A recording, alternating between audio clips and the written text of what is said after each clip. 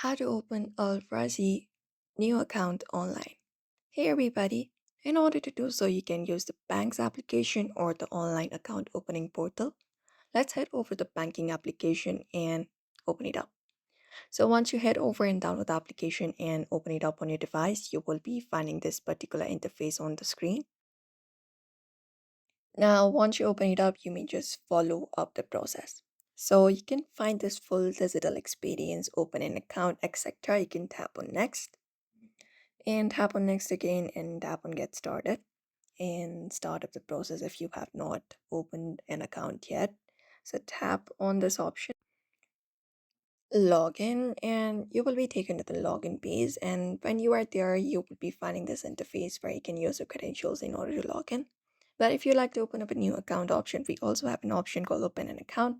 Tap on it and you can follow up the process now.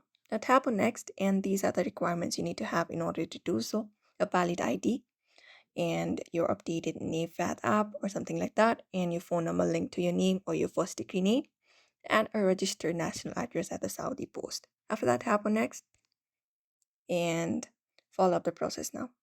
Just go ahead and follow the process. You need to turn on your location and everything.